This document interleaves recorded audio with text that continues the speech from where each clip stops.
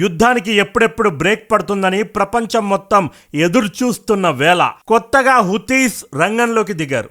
Yes, it's official. Iran war start అయిన తర్వాత మొదటిసారి హుతీస్ ఇజ్రాయెల్ ని టార్గెట్ చేసుకొని మిసైల్స్ అందించారు. ఈ విషయాన్ని ఇజ్రాయెల్ కన్ఫర్మ్ చేసింది. కొద్ది నిమిషాల క్రితం హుతీస్ కూడా ఎస్, ఇజ్రాయెల్ ని టార్గెట్ చేసుకుని మేమే మిసైల్స్ అందించామని అఫీషియల్ గా కన్ఫర్మ్ చేశారు. అంటే అఫీషియల్ గా యుద్ధంలోకి ఇరాన్ దత్తపుత్రులు హుతీస్ కూడా రంగంలోకి దిగారు.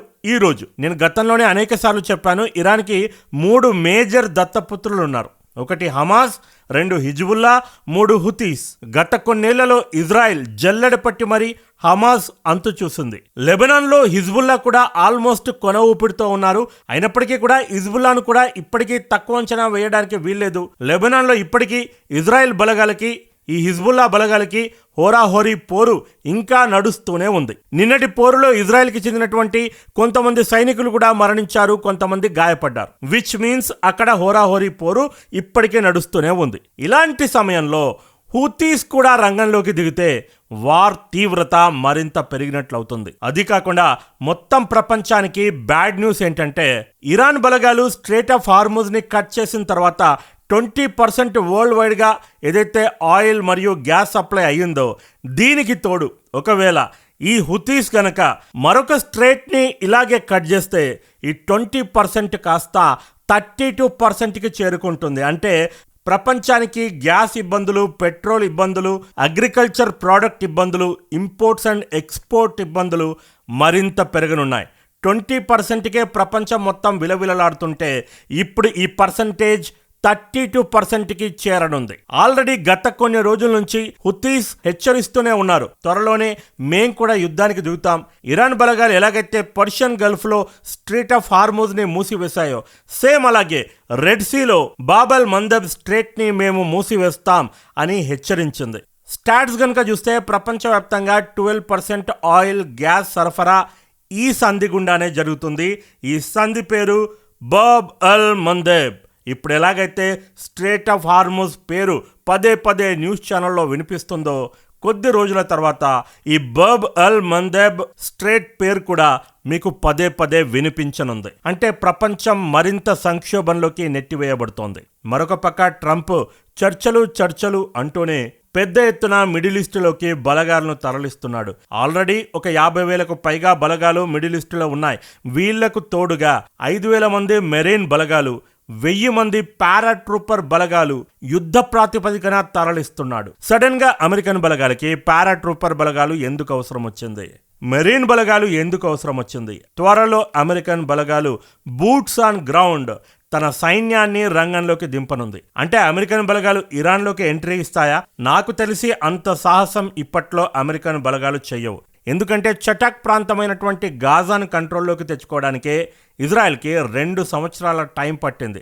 గాజాను ఎవరు డెవలప్ చేశారు? ఇరాన్ డెవలప్ చేసింది. అలాంటి ఇరాన్ ప్రాంతంలో ఇంకెంత పగడబందీ ఫెసిలిటీస్ ఉంటుండొచ్చు ఒక్కసారి ఊహించుకోండి. ఆల్రెడీ మీరు అనేక వీడియోలో చూసుంటారు, అండర్ గ్రౌండ్ బంకర్స్ లో ఎలా మిసైళ్లు కిలోమీటర్ల పొడుగునా ఉన్నాయో. అంతటి డేంజరస్ ప్రాంతంలోకి అమెరికా తన బలగాలను ఇప్పటికిప్పుడు పంపిస్తుంది అని నేనైతే అనుకోను. అయితే ఈ కార్గ్ ఐలాండ్ ఏదైతే ఉందో, లేదంటే ఇంకా 2 చిట్టుపట్టి ఐలాండ్లు ఉన్నాయి, ఆ ఐలాండ్స్ లోకి అమెరికా తన బలగాలను పంపించవచ్చు. కానీ అక్కడ కూడా ఇరాన్ అణువణువున మైన్స్ పాతిపెట్టినట్లు అమెరికన్ పత్రికలు ఒక కథనాన్ని ప్రచురించాయి. అంటే ఆ భూభాగంలో ఎప్పుడైతే ఈ అమెరికన్ పారాట్రూపర్స్ కానీ మెరీన్ బలగాలు కానీ అడుగు పెట్టారో ఆ మైన్స్ పటపటా పేల్తా ఉంటాయి. వేల సంఖ్యలో అమెరికన్ బలగాలు లేపివేయబడతారు. ఇదేదో నేను ఊహించి చెప్పట్లేదు, ఇరాన్ ఓపెన్ గా వార్నింగ్ ఇచ్చింది. అమెరికా ఇజ్రాయెల్ బలగాలను దృష్టిలో పెట్టుకొని నిజంగా మీకు ప్రాణాల మీద ప్రీతి ఉంటే పొరపాటున కూడా ఇటు వచ్చే ప్రయత్నం చేయకండి. అడుగు పెట్టారో పేల్చివేయబడతారు, తర్వాత మమ్మల్ని అనొద్దు అని ఇరాన్ ఓపెన్ గా వార్నింగ్ ఇచ్చింది. అది మాత్రమే కాదు, హాలీవుడ్ తరహాలో ఒక వీడియో కూడా రిలీజ్ చేసింది. మేము ప్రపంచంలోనే అతి భయంకరమైన 10 లక్షల సైన్యాన్ని తయారు చేస్తున్నాం, 12 సంవత్సరాల పిల్లల్ని కూడా చేర్చుకుంటున్నాం. ఆల్రెడీ ఇజ్రాయెల్ డిఫెన్స్ టీం నుంచి ఒక వీడియో లీక్ అయింది. ఇజ్రాయెల్ బలగాలు కొరతను ఫేస్ చేస్తున్నాయి. 12,000 సైనికులు ఉండే సైనికుల కంటే తక్కువ అయిపోయారు. పెద్ద మొత్తంలో క్యాజువాలిటీస్ జరిగాయి. కాబట్టి 12,000 మందిని ఇమ్మీడియట్గా రిజర్వ్ బలగాల నుంచి రిక్రూట్ చేసుకోవాలని మాట్లాడుతుండగా ఫోన్ సంభాషణ లీక్ అయింది. అంటే ఇజ్రాయెల్ బలగాలు బయటకు చెప్పట్లేదు, కానీ చాలా ఇక్కట్లలో ఉన్నారు అని తెలుస్తోంది. మరొక వైపు ఇరాన్లో పెద్ద ఎత్తున యూత్ స్వచ్ఛందంగా ఆర్మీలో చేరడానికి ఉత్సుకతను చూపెడుతున్నారు. ప్రాణాలు పోయినా పర్వాలేదు, ప్రాణాలను సంతోషంగా వదిలిపెట్టడానికి రెడీ అని చెప్పి కొన్ని వేల సంఖ్యలో అభ్యర్థనలు అందుతున్నాయి. 10 లక్షల సైన్యాన్ని మేము తయారు చేయబోతున్నాము, రండిరా, దమ్ముంటే రండి, మేం కూడా 20 ఏళ్ల నుండి ఈ క్షణం కోసం ఎదురు చూస్తున్నాం, మీ అంతు చూస్తాం, ఇరాన్ బలగాల పవర్ ఏంటో, ఇరాన్ దేశం ఏంటో మీకు తెలియజేస్తామని చెప్పి ఇరాన్ ఓపెన్గా వార్నింగ్ ఇస్తూ వచ్చింది. ఒకవేళ పొరపాటున గనక అమెరికా ఈ నిర్ణయం తీసుకుంటే బూట్స్ ఆన్ గ్రౌండ్ సంక్షోభం కొన్ని నెలల పాటు నెట్టివేయబడుతుంది. ఇప్పుడు ఏదైతే పెట్రోల్ ఇబ్బందులు, గ్యాస్ ఇబ్బందులు, లేదంటే నిత్యావసర వస్తువుల ఇబ్బందులు ఎదుర్కొంటున్నామో ఇవి, ఈ సంక్షోభం మరింత మరింత మరింత తీవ్రం కాబోతుంది. ఒక్క మాట గుర్తుంచుకోండి, ఒక్కొక్క రోజు పెరుగుతున్న కొద్దీ ప్రపంచం సంక్షోభం దిశగా మెల్లిమెల్లిగా నెట్టివేయబడుతుంది అని అర్థం. ఈ విషయం అమెరికాకు కూడా తెలుసు. నిన్న G7 countries foreign minister meet ఒకటి జరిగింది. అమెరికా తప్పించి మరే ఇతర దేశం కూడా ఈ యుద్ధానికి ఫేవరెట్గా లేదు. అన్ని దేశాలు మూకుమ్మడిగా చెప్పాయి, ఎంత త్వరగా వీలైతే అంత త్వరగా యుద్ధానికి ఫుల్ స్టాప్ పెట్టండి, లేదంటే ప్రపంచం మరొక ఆర్థిక సంక్షోభంలోకి నెట్టివేయబడుతుంది అని. దాంతో మీటింగ్ అవగానే మార్క్ రుబియో విలేకరులకి ఒక మాట అన్నాడు, ఈ యుద్ధము నెలల పాటు కొనసాగదు, వారాల్లోనే ముగుస్తుంది అని. అలాంటి సమయంలో హుతీస్ రంగంలోకి దిగారు. హుతీస్ మాత్రమేనా? లేదండి, ఇరాన్, ఇజ్రాయిల్లు తమ యొక్క దాడులను మరింత తీవ్రతరం చేశాయి. సాధారణంగా యుద్ధంలో రోజులు పెరుగుతున్న కొద్దీ తీవ్రత తగ్గుతూ ఉంటుంది. కావాలంటే మీరు యుక్రెయిన్ మరియు రష్యా వార్ చూసుకోండి. ఒకప్పుడు ప్రతిరోజు మనకు వార్తలు వచ్చేవి, అంతమంది చనిపోయారు, ఇంతమంది చనిపోయారని. ఇప్పుడు ఆ వార్తలు మెల్లిమెల్లిగా తగ్గుతూ వస్తున్నాయి. ఎందుకంటే ఫైట్ చేసి బలగాలు కూడా అలసిపోతారు. అదేవిధంగా రెండు దేశాల దగ్గర ఆయుధాల కొరత కూడా ఏర్పడుతుంది. కాబట్టి ఆచితూచి ఆయుధాలు ఉపయోగిస్తారు, ఆచితూచి మందుగుండు సామగ్రి ఉపయోగిస్తారు. కానీ ఇక్కడ మాత్రం పూర్తి రివర్స్. రోజులు గడుస్తున్న కొద్దీ తీవ్రత పెరుగుతూ ఉంది. ఇదేదో నేను నోటి మాటికి చెప్పట్లేదు, ప్రూఫ్స్తో సహా ఈ వీడియోలో ప్రతి ఒక్కటి ఎక్స్ప్లెయిన్ చేస్తాను. వీడియో చివరి వరకు చూడండి. ఈరోజు పొద్దున లేవగానే పిడుగులాంటి వార్త. సౌదీలోని రియాద్లో, గల్ఫ్లోనే అమెరికాకు చెందినటువంటి అతిపెద్ద బేస్ ఉంది. దీని పేరు ప్రిన్స్ సుల్తాన్ ఎయిర్ బేస్. ఈ బేస్ పైన ఇరాన్ మిసైళ్ల వర్షం కురిపించింది. అమెరికా దగ్గర ఉన్నటువంటి యాంటీ డిఫెన్స్ సిస్టమ్ ఎలాగోలాగా ఆ మిసైళ్లను అడ్డుకుంది. కానీ ఒక్క మిసైల్ తప్పించుకుంది. ఆ ఒక్క మిసైల్ ఈ ప్రిన్స్ సుల్తాన్ ఎయిర్ బేస్ పైన నేరుగా ప్రిసైజ్ అటాక్ చేసింది. ఈ అటాక్ లో అమెరికాకు చెందినటువంటి 10 మంది సైనికులు గాయపడ్డారు, 2 తీవ్రంగా గాయపడ్డారని రిపోర్టు బయటకు వచ్చింది. ఇప్పటి వరకు అమెరికాకు చెందినటువంటి సెంట్కామ్ దీన్ని ఖండించలేదు, అంటే వార్తల్లో నిజం ఉంది. అది మాత్రమే కాదు, శాటిలైట్ ఇమేజెస్ కూడా బయటకు వచ్చాయి. క్లియర్ గా ప్రిన్స్ సుల్తాన్ ఎయిర్ బేస్ దెబ్బతింది. ఈ ఫోటోలో మీరు చూడొచ్చు. ఈ రోజు జరిగినటువంటి ఈ దాడిలో చాలా పెద్ద సంఖ్యలో యుఎస్ రీఫ్యూలింగ్ ఎయిర్ క్రాఫ్ట్స్ ధ్వంసమయ్యాయని తెలుస్తుంది. అట్లీస్ట్ 3 అయితే ఖచ్చితంగా ధ్వంసమయ్యాయని శాటిలైట్ ఇమేజెస్ ని పరిశీలించి విశ్లేషకులు అభిప్రాయపడుతున్నారు. అదేవిధంగా ఒక KC-135 air refuelling air craft కూడా ధ్వంసమయ్యిందని తెలుస్తుంది. యుద్ధం ప్రారంభమైన మొదట్లో కూడా 6 KC-135 ఎయిర్ రీఫ్యూలింగ్ ఎయిర్ క్రాఫ్ట్లను ఇరాన్ ధ్వంసం చేసింది. అంటే మెల్లిమెల్లిగా గల్ఫ్లో అమెరికా ఎయిర్ పవర్ కూడా తగ్గుతూ వస్తుంది. ఆల్రెడీ రాడార్లను ఒక్కొక్కటి లేపుకుంటూ వచ్చింది. ఇప్పుడు ఎయిర్ క్రాఫ్ట్లను కూడా, రీఫ్యూలింగ్ ట్యాంకులను కూడా ఒక్కొక్కటి లేపుకుంటూ వెళ్తుంది ఇరాన్. పక్కా స్ట్రాటజిక్ ప్లాన్తో ఇరాన్ ముందుకు వెళ్తుంది. అమెరికా అస్సలు ఎక్స్పెక్ట్ చేయలేదు ఇది. ఇజ్రాయెల్ ఏం చెప్పింది అమెరికాకు యుద్ధానికి ముందు, ఒకవేళ మీరు ఇరాన్లో ఉన్నటువంటి టాప్ మోస్ట్ లీడర్లందరినీ ఒకే దగ్గర లేపేస్తే అక్కడ ఈజీగా రెజిమ్ చేంజ్ అయిపోతుంది, ప్రజలు రోడ్ల మీదకి వచ్చి ప్రొటెస్టులు జరుపుతారు, అక్కడ అధికార మార్పిడి జరుగుతుంది, చేతులకు మట్టంటకుండా ఇరాన్లో మనము శత్రు సంహారం చేయొచ్చు అని అమెరికాను ఒప్పించి యుద్ధంలోకి తీసుకొచ్చింది. కానీ అందుకు పూర్తి విభిన్నంగా కష్టకాలం వేళ ప్రజలు దేశం వైపు, దేశ నాయకుల వైపు మొగ్గు చూపుతూ ఎలాంటి ప్రతిక్రియను చూపెట్టలేదు, గవర్నమెంట్ కి సపోర్ట్ చేస్తూ వస్తున్నారు. ఇది అమెరికా అసలు ఎక్స్పెక్ట్ చేయలేదు. కథ మొత్తం అడ్డం తిరిగింది. టాప్ మోస్ట్ లీడర్లందరూ కూడా మరణించినప్పటికీ ఇరాన్ ఇప్పటికీ కూడా అమెరికన్ బలగాలను సక్సెస్ఫుల్ గా అడ్డుకుంటూ వస్తుంది. సక్సెస్ఫుల్ గా స్ట్రెయిట్ ఆఫ్ హార్మోజ్ ని అడ్డుకుంటూ వస్తుంది. దాంతో జేడీ వ్యాన్స్ కి మరియు నెతన్యాహుకి మధ్య నిన్న ఒక ఫోన్ సంభాషణ జరిగింది. ఈ ఫోన్ సంభాషణలో జేడీ వ్యాన్స్ నెతన్యాహుతో చాలా పరుషంగా మాట్లాడినట్టు ఇజ్రాయిల్ పత్రికలే కథనాలను ప్రచురిస్తున్నాయి. జేడీ వ్యాన్స్ ఏమంటున్నాడంటే, నెతన్యాహు నువ్వేమన్నావు, రెజ్యూమ్ చేంజ్ అయిపోతుంది, టాప్ మోస్ట్ లీడర్లందరినీ లేపేస్తే అన్నావు, కానీ నువ్వు ఇచ్చిన రిపోర్ట్ మొత్తం తప్పు, అలా ఏమీ జరగలేదు, మిస్టేక్ జరిగిందేదో జరిగిపోయింది, కనీసం ఇప్పుడైనా సరే నీవు నీ దాడులను తక్కువ చేయి, సో దట్ నేను ఏదైతే ఇరాన్తో చర్చలు జరుపుతున్నానో అవి సఫలమవుతాయి. నువ్వు ఇలా దాడులు చేస్తా పోతే నేను ఒకవేళ చర్చలు జరిపినా అందులో లాభం ఏముంటుంది చెప్పండి. అసలు అమెరికా ఎంత పెద్ద సంక్షోభంలోకి నెట్టబడిందో నీకు అర్థమవుతుందా?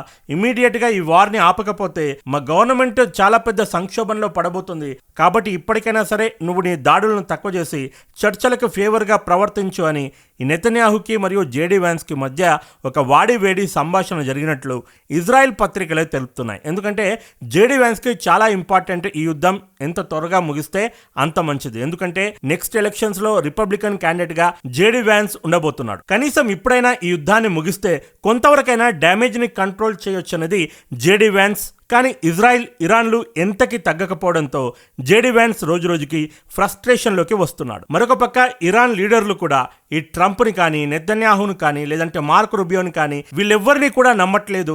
ఇరాన్ నాయకులు కేవలం ఒకే ఒక వ్యక్తిని నమ్ముతున్నారు. పీస్ టాక్స్ ఒకవేళ సక్సెస్ కావాలంటే అది ఒక జేడీ వ్యాన్స్ వల్లే అవుతుంది అని ఇరాన్ నాయకులు బలంగా నమ్ముతున్నారు. అందుకే జేడీ వ్యాన్స్ ముందు వరుసలో ఉండి చర్చలు సఫలమయ్యే దిశగా శాయశక్తులా కృషి చేస్తున్నాడు.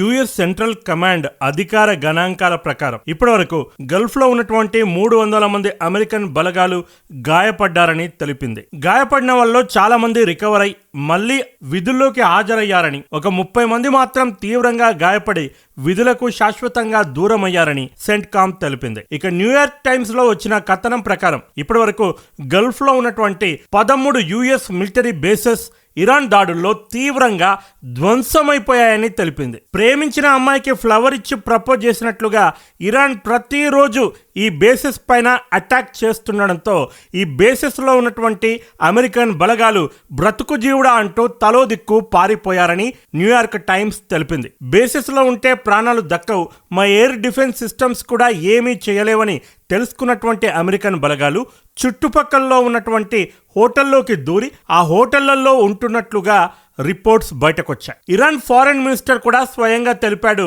పిరికి పందలు ఈ అమెరికన్ బలగాలు సాధారణ ప్రజలు నివసిస్తున్నటువంటి హోటళ్లలో ఉంటూ వాళ్ళ ప్రాణాలను కూడా రిస్క్ లో పెడుతున్నారని తెలిపాడు. యుఎస్ బేసెస్ ఈ స్థాయిలో దెబ్బతిన్నప్పటికీ ఇప్పటికీ కూడా అమెరికా సక్సెస్ఫుల్ గా ఇరాన్ పైన 7,000 స్ట్రైక్స్ జరిపింది అని సెంట్కామ్ తెలిపింది. మరి యుఎస్ బేసెస్ ధ్వంసమైనప్పుడు ఇన్ని స్ట్రైక్స్ ఎలా జరపగలుగుతుంది అమెరికా? మీకు ఎప్పుడైనా డౌట్ వచ్చిందా? ఈ అమెరికన్ బలగాలు పిరికి పందల్లాగా ఈ హోటళ్లలో ఉంటూ దన్నుమని పోవాలి, ఆడొక బటన్ నొక్కాలి, మళ్ళీ రిటర్న్ వచ్చి హోటళ్లలో ఉండాలి. ఇది వీళ్ళ యుద్ధం నిజస్వరూపం. ఒకవేళ మిమ్మల్ని టార్గెట్ చేసుకుని ఇరాన్ గనక స్ట్రైక్ జరిపితే అక్కడ ఉన్నటువంటి సాధారణ ప్రజల సంగతి ఏంటి? అంటే గల్ఫ్ ప్రజలు మీకు మనుషుల్లాగా కనిపించట్లేదా? మీ ప్రాణాలైతే బంగారం, వేరే వాళ్ళ ప్రాణాలు? ఇప్పటికైనా సరే గల్ఫ్ ప్రజలు ఈ అమెరికా వైఖరి పైన ఒక్కసారి ఆలోచించాలి. ఈ టెంపరీ ట్రంప్ నిన్న ఒక మీటింగ్ లో మాట్లాడుతూ సౌదీ ప్రిన్స్ ని ఏ స్థాయిలో అవమానపరిచాడో ఆ మాటలు, ఆ కిస్సు యాసు,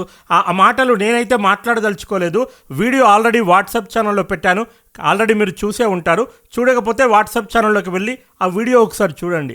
అంటే మిమ్మల్ని ఎంత చిన్న చూపు చూస్తున్నాడో ట్రంప్ మీకే అర్థమవుతుంది. ఆఫ్ కోర్స్ గల్ఫ్ ప్రజలు మన తెలుగు వీడియో ఎందుకు చూస్తారు, కానీ ఎవరైనా అక్కడ ఉన్న వాళ్ళు ఉంటే వాళ్ళకి ఈ వీడియో చూపెట్టండి. ఇరాన్ జరుపుతున్నటువంటి ఈ దాడుల్లో కువైట్ లో ఉన్నటువంటి బేస్, ఖతర్ లో ఉన్నటువంటి అల్ ఉదేద్ ఎయిర్ బేస్, బహ్రెయిన్ లో ఉన్నటువంటి ఎయిర్ బేస్, ఈ రోజు సౌదీ అరేబియాలో ఉన్నటువంటి ప్రిన్స్ సుల్తాన్ ఎయిర్ బేస్, ఇలా దెబ్బ మీద దెబ్బ పడుతూనే ఉన్నాయి. మిడిల్ ఈస్ట్ లో అమెరికా, తన ప్రభావాన్ని పెంచుకోవడానికి, అలాగే చైనా మరియు రష్యాల ఆధిపత్యాన్ని తగ్గించడానికి కొన్ని దశాబ్దాల పాటు ఎంతో కష్టపడి Iraq, Kuwait, Bahrain, Saudi Arabia, Khattar ఈ దేశాల్లో ఈ బేసెస్ ని ఇటుక పేర్చి బిల్డ్ చేసుకుంది. కానీ ఒక పిచ్చివాడు వస్తాడు, యుఎస్ అధ్యక్ష పదవిలో కూర్చుంటాడు, కొన్ని దశాబ్దాల నుండి అమెరికా చేస్తున్న కష్టం మీద నీళ్లు జల్లుతాడు. అమెరికాను సర్వనాశనం చేయడానికే వీడు అధ్యక్షుడిగా పదవి బాధ్యతలు స్వీకరించినట్లు అర్థమవుతుంది. అమెరికన్ ప్రజలు ఇప్పటికైనా సరే మేల్కొనండి. బలగాలు పిరికి పందల్లాగా హోటళ్లలో ఉంటున్నారని తెలిసి ఐఆర్జీసీ ఒక వార్నింగ్ ఇచ్చింది నిన్నటి రోజు. మీ హోటళ్లలో ఎవరైనా అమెరికన్ బలగాలు కనిపిస్తే గనక వెంటనే మాకు మా టెలిగ్రామ్ ఛానల్లో తెలపండి, మేము వాళ్ళ అంతు చూస్తామని ఐఆర్జీసీ తెలిపింది. మీకు తెలుసో తెలీదో గల్ఫ్ దేశాల అధినేతలు అమెరికాకు లొంగి బేసెస్కి అనుమతించాయి తప్ప గల్ఫ్లో ఉంటున్నటువంటి ప్రజలు ఇప్పటికీ కూడా ఇరాన్ వైపే ఉన్నారు. అందుకే ఇన్ని దాడులు జరుగుతున్నప్పటికీ ఈ దేశాలు ఇరాన్కి వ్యతిరేకంగా ఎలాంటి ప్రతిక్రియా చర్యలు జరపట్లేదు. ఒకవేళ జరిపితే ఈ దేశాల్లో ప్రజలు తిరగబడతారని వాళ్ళకు కూడా తెలుసు. కాబట్టి ఆ ప్రజలనే ఐఆర్జీసీ నేరుగా అర్థిస్తుంది. అమెరికన్ బలగాలు మీరుంటున్నటువంటి హోటళ్లలో ఉండి మీ ప్రాణాలను రిస్క్లో పెట్టింది. కాబట్టి వెంటనే వాళ్ళ లొకేషన్స్ని మాకు ఈ టెలిగ్రామ్ ఛానల్ ద్వారా లేదా సోషల్ మీడియా ద్వారా మాకు తెలపండి, మేము వాళ్ళ అంతు చూస్తామని ఒక అఫీషియల్ నోటిఫికేషన్ విడుదల చేసింది. ఇక ఈ రోజైతే ఏకంగా హోటల్ యజమానులను, అలాగే హోటళ్లలో పరిసర ప్రాంతాల్లో ఉంటున్నటువంటి ప్రజలకు ఇరాన్ ఒక వార్నింగ్ ఇచ్చింది. మీరు గనక ఆ ప్రాంతాల్లో ఉంటే మేం మీ ప్రాణాలకు గ్యారంటీ కాదు, వెంటనే ఆ ప్రాంతాలను ఖాళీ చేసి మీరు ఇతర ప్రాంతాలకు వెళ్ళిపోండి, మీ ప్రాణాలను రక్షించుకోండి. మీ ప్రాణాలను తీయడం మా ఉద్దేశం కాదు, అమెరికన్ బలగాలను చంపడం మా ఉద్దేశం. కాబట్టి దయచేసి ఆ ప్రాంతాలని ఖాళీ చేయండి. మిమ్మల్ని ఉపయోగించుకొని పిరికి పందల్లాగా ఈ బలగాలు మాపై అటాక్ చేస్తున్నారు, మాకు మీరు ఒక సంకటంలాగా మారిపోయారు. కాబట్టి మీరు ఆ ప్రాంతాలను ఖాళీ చేయండి, మేము వాళ్ళ అంతు చూస్తాం, ఆ తర్వాత కావాలంటే మీరు మళ్ళీ వచ్చేసేయండి అని ఇరాన్ ఒక నోటిఫికేషన్ విడుదల చేసింది. ఇదిలా ఉంటే ఇజ్రాయెల్ మాత్రం ఎంత మాత్రం వెనక్కి తగ్గట్లేదు. నిన్నటి రోజు రచ్చ చేసింది. 2 ఐఆర్జీసీ లింక్డ్ స్టీల్ ప్లాంట్స్ పైన అటాక్ చేసింది, 2 న్యూక్లియర్ ఫెసిలిటీస్ పైన అటాక్ చేసింది. న్యూక్లియర్ సైట్స్ పైన గతంలో కూడా ఇజ్రాయెల్ అటాక్ చేసింది, మళ్ళీ నిన్నటి రోజు అటాక్ చేసింది. అయితే లక్కీలీ ఎలాంటి రేడియేషన్ విడుదల కావట్లేదని ఇరాన్ తెలిపింది. కానీ యుద్ధం ప్రారంభమైనప్పటి నుండి మొదటిసారి ఇజ్రాయెల్ ఇరాన్ యొక్క స్టీల్ ప్లాంట్స్ని టార్గెట్ చేసుకొని అటాక్ చేసింది. సాధారణంగా ఇప్పటి వరకు ఏవైతే దాడులు జరిగాయో అవన్నీ కూడా ఇరాన్ డిఫెన్స్కి సంబంధించినవి. కానీ స్టీల్ ప్లాంట్కి ఇరాన్ డిఫెన్స్కి ఎలాంటి సంబంధము లేదు. స్టీల్ ప్లాంట్ అనేది ఒక ఎకనామిక్ డెవలప్మెంట్కి సంబంధించినటువంటి కంపెనీ. అలాంటి కంపెనీల పైన సాధారణంగా యుద్ధాల్లో దాడులు చేయరు, ఇన్ఫ్రాస్ట్రక్చర్ పైన యుద్ధాల్లో దాడులు చేయరు. మరి ఇజ్రాయెల్ స్టీల్ ప్లాంట్ పైన ఎందుకు దాడి చేసింది అని కొంతమంది విలేకరులు అడిగితే, మేము ఈ స్టీల్ ప్లాంట్ని దెబ్బకొట్టి ఈ డిఫెన్స్కి వస్తున్నటువంటి ఆదాయాన్ని కట్టడి చేయాలనుకుంటున్నాం. ఇరాన్ ఆయా కంపెనీల ద్వారా వచ్చినటువంటి ఆదాయం మొత్తాన్ని కూడా డిఫెన్స్లో పెడుతూ ఉంది, బంకర్లను బిల్డ్ చేసుకుంటూ ఉంది, మిసైళ్లను తయారు చేసుకుంటూ ఉంది. దాని ఆదాయ వనరులపైన మేము దెబ్బ కొట్టాలని అనుకుంటున్నాం. అందుకే ఈ స్టీల్ ప్లాంట్స్ పైన మేము అటాక్ చేశాం. ఇక ముందు కూడా ఇరాన్ ఇన్ఫ్రాస్ట్రక్చర్ను బేస్ చేసుకొని అటాక్ చేస్తామని ఇజ్రాయెల్ తెలిపింది. అంతర్జాతీయ యుద్ధ నియమాల ప్రకారం ఒక దేశం మరొక దేశానికి చెందినటువంటి ఇన్ఫ్రాస్ట్రక్చర్ పైన దాడి చేయకూడదు. అమెరికా కూడా ఇదే తప్పిదం చేస్తుంది. ట్రంప్ ఏమన్నాడు, ఇరాన్ గనక 2 రోజుల్లో సరెండర్ కాకపోతే దాని పవర్ ప్లాంట్ పైన అటాక్ చేస్తా అన్నాడు. పవర్ ప్లాంట్ అనేది ఆ దేశానికి చెందినటువంటి ఇన్ఫ్రాస్ట్రక్చర్ కిందకి వస్తుంది. యుద్ధ నియమాల ప్రకారం పవర్ ప్లాంట్స్ పైన అటాక్ చేయకూడదు. కానీ అమెరికా ఓపెన్గా చెప్తుంది పవర్ ప్లాంట్ పైన అటాక్ చేస్తా అని. దీనిపైన యునైటెడ్ నేషన్స్ ఇప్పటివరకు కూడా ఎలాంటి ప్రతిక్రియ తెలుపలేదు. ఎందుకంటే యునైటెడ్ నేషన్స్ అనేది అమెరికా చేతిలో ఒక పప్పెట్ కాబట్టి దానికంత దమ్ము లేదు. ఇరాన్ వెనక్కి తగ్గకపోయేసరికి ఆ 2 రోజుల గడువును 5 రోజుల్లో చేశాడు, 5 రోజుల గడువును 10 రోజుల్లో చేశాడు. దీనిపైన ఒక చక్కటి వీడియో కొంతమంది కార్టూనిస్టులు తయారు చేశారు. దాన్ని కూడా నేను వాట్సాప్ ఛానల్లో పెట్టాను, కావాలంటే చూసుకోండి. మొత్తం యుద్ధ నీతి ఆ చిన్న వీడియోల ద్వారా ప్రపంచం మొత్తానికి అసలు ఏం జరుగుతుంది అనేది తెలుస్తోంది. అలాగే ఇరాన్ మిసైళ్లు తయారు చేసుకునేటువంటి కర్మాగారాలు, డ్రోన్స్ తయారు చేసుకునేటువంటి కర్మాగారాలు, ముఖ్యంగా బ్యాలిస్టిక్ మిసైల్స్ ఎక్కడెక్కడైతే తయారు చేస్తారో అలాంటి కీలక ప్రాంతాలను టార్గెట్ చేసుకొని దాడులు చేసినట్లుగా ఇజ్రాయెల్ ఐడిఎఫ్ తెలిపింది. ఇజ్రాయెల్ డిఫెన్స్ మినిస్టర్ కాడ్ చేయమంటున్నారంటే, ఇప్పట్లో మేము యుద్ధాన్ని ఆపే ప్రసక్తే లేదు. ఈ యుద్ధాన్ని మరింత తీవ్రతరం చేస్తాం. ఇరాన్లో ఉన్నటువంటి కీలక స్థావరాలను టార్గెట్ చేసుకొని మరిన్ని దాడులు పెంచుతాం. మా సాధారణ ప్రజలను టార్గెట్ చేసుకొని ఇరాన్ ఇష్టం వచ్చినట్లు దాడులు చేస్తుంది. క్లస్టర్ బాంబ్స్ని వాడుతుంది. క్లస్టర్ బాంబ్కి ఒక దిశ ఉండదు, పాడు ఉండదు. ఆకాశంలోకి వెళ్ళిన తర్వాత ఒక బాంబు కాస్త పదుల సంఖ్యలో పెరుగుతాయి. అవి ఎక్కడ పడతాయో ఎవరికి తెలీదు. అంటే ఇది సాధారణ ప్రజలను టార్గెట్ చేసుకునే ఇరాన్ చేస్తున్నటువంటి దాడి. కాబట్టే ఇరాన్కి తగిన బుద్ధి చెప్తాం. ఇరాన్ ఇన్ఫ్రాస్ట్రక్చర్ను కూడా దెబ్బతీస్తాం. ఇరాన్ సైనిక స్థావరాలను దెబ్బతీస్తాం. ఇరాన్ మళ్ళీ ఒకసారి న్యూక్లియర్ పవర్గా ఎదగకుండా చేస్తాం. ఇరాన్ మిలిటరీ క్యాపబిలిటీస్ మొత్తం దెబ్బతినే వరకు యుద్ధాన్ని ఆపే ప్రసక్తే లేదని కార్జ్ తేల్చి పడేశాడు. అంటే ఇజ్రాయెల్ ఇప్పుడు అమెరికాను అస్సలు ఖాతరు చేయడం లేదని, ట్రంప్ని ఒక కరివేపాకులాగా తీసి పక్కకు పెట్టిందని ఈజీగా అర్థమైపోతుంది. అందుకే జేడీ వ్యాన్స్ నిన్న ఫోన్ కన్వర్జేషన్లో అంత ఫ్రస్ట్రేట్ అయ్యాడు. దీనికి ఇరాన్ ఫారెన్ మినిస్టర్ కూడా ప్రతిస్పందించాడు. Israel will pay heavy price. Israel ఏదైతే ఈ అటాక్ చేస్తుందో దీనికి భారీ మూల్యాన్ని చెల్లించుకోవాల్సి వస్తుందని ఇరాన్ ఫారెన్ మినిస్టర్ హెచ్చరించాడు. ఎప్పుడైతే ఇజ్రాయెల్ ఇరాన్లో ఉన్నటువంటి ఆయిల్ స్టోరేజ్ ట్యాంకర్స్ పైన అటాక్ చేయడం స్టార్ట్ చేసిందో ఇరాన్ కూడా ఇమీడియట్గా అదే పని చేసింది. దాంతో గల్ఫ్ దేశాలన్నీ ఆహాకారాలు పెట్టాయి. ఈవెన్ ఇజ్రాయెల్లో ఉన్నటువంటి హైఫా పోర్ట్ రిఫైనరీ స్టేషన్ పైన కూడా ఇరాన్ సక్సెస్ఫుల్ గా అటాక్ చేయగలిగింది. ఇప్పుడు ఇజ్రాయెల్ ఏం చేసింది నిన్నటి రోజు? అలాగే ఇజ్రాయెల్ ఇరాన్లో ఉన్నటువంటి న్యూక్లియర్ సైట్స్ ని టార్గెట్ చేసుకుని అటాక్ చేసింది. నెక్స్ట్ డే ఇరాన్ ఏం చేసింది? ఇజ్రాయెల్లో ఉన్నటువంటి న్యూక్లియర్ సైట్స్ పైన అటాక్ చేసింది. డిమోనా అటాక్ గురించి నిన్నటి వీడియోలో మనం చర్చించుకున్నాం కదా. అంటే ఇజ్రాయెల్ ఏం చేస్తే ఇరాన్ అలాగే ప్రతిస్పందిస్తూ ఉంది. ఇప్పుడు ఇజ్రాయెల్ ఇరాన్లో ఉన్నటువంటి స్టీల్ ప్లాంట్ల పైన అటాక్ చేసింది. అంటే రేపు లేదంటే ఎల్లుండి మనం ఎలాంటి వార్తలు వినొచ్చు? ఇరాన్ ఇజ్రాయెల్లో ఉన్నటువంటి కంపెనీల పైన అటాక్ చేసింది అని. ఆల్రెడీ దీనిపైన ఇరాన్ వార్నింగ్ కూడా ఇచ్చేసింది. ఇదిగోండి ఇక్కడ చూడండి. Iran warns workers to leave US. Israel linked firms amid retaliation threat. America ఇజ్రాయెల్కి సంబంధించినటువంటి కంపెనీల్లో పనిచేస్తున్న వర్కర్స్ అందరూ దయచేసి వెంటనే మీ పనులు మానేసి రాకండి. రేపటి నుంచి మీ ప్రాణాలపైన ఒకవేళ మీకు తీపి ఉంటే విధుల్లోకి హాజరు కాకండి. ఏ క్షణమైనా సరే ఆ కంపెనీలపైన మేము బాంబుల వర్షం కురిపించబోతున్నాం. మళ్ళీ ఆ దాడిలో మీరు చనిపోతే మా బాధ్యత కాదు, ముందే చెప్తున్నాం, మీరు వెళ్ళకండి అని ఇరాన్ వార్నింగ్ ఇచ్చింది. ఈ దెబ్బకి గల్ఫ్ దేశాల్లో ఇజ్రాయెల్లో ఉన్నటువంటి కంపెనీలన్నీ మూతపడబోతున్నాయి. ఎందుకు మూతపడబోతున్నాయి? నిన్న ఇజ్రాయెల్ ఈ స్టీల్ ప్లాంట్ పైన ఏదైతే దాడి చేసిందో దాని ఫలితమే ఇదంతా. ఇరాన్ ఏమని వార్నింగ్ ఇచ్చింది? You tested us once before. The world saw again that you yourself started playing with fire and attacking infrastructure. నువ్వు మా రిఫైనరీ పైన అటాక్ చేసి ఆల్రెడీ ఒకసారి టెస్ట్ చేసావు. దానికి మేం ఎలా ప్రతిస్పందించామో ప్రపంచం మొత్తం చూసింది. గల్ఫ్ దేశాలు ఎలా ఆహాకారాలు పెట్టాయో నీ హైఫా పోర్ట్తో సహా. అదేవిధంగా కువైట్, బహ్రెయిన్, ఖతర్, సౌదీల్లో ఉన్నటువంటి రిఫైనరీస్ పైన ఇరాన్ ఎలా అటాక్ చేసిందో ప్రపంచం మొత్తం చూసింది. ఇప్పుడు మరొకసారి అదే తప్పు చేస్తూ స్టీల్ ప్లాంట్ పైన అటాక్ చేసావు. మరి రేపు దీనికి అదే స్థాయిలో ప్రతిస్పందన కూడా ఉండాలి కదా, కాసుకో అని చెప్పి ఇరాన్ వార్నింగ్ ఇచ్చింది. అంతేకాకుండా ఈసారి ఒక ఇంట్రెస్టింగ్ వార్నింగ్ ఉంది. This time the equation will no longer be an eye for an eye. కన్నుకు కన్ను. అంటే నువ్వు ఒక రిఫైనరీ పైన అటాక్ చేస్తే నేను ఒక రిఫైనరీ పైన అటాక్ చేస్తా. నువ్వు ఒక న్యూక్లియర్ ప్లాంట్ పైన అటాక్ చేస్తే నేను ఒక న్యూక్లియర్ ప్లాంట్ పైన అటాక్ చేస్తా. ఇలా కన్నుకు కన్ను ఇప్పటి వరకు ఉంది.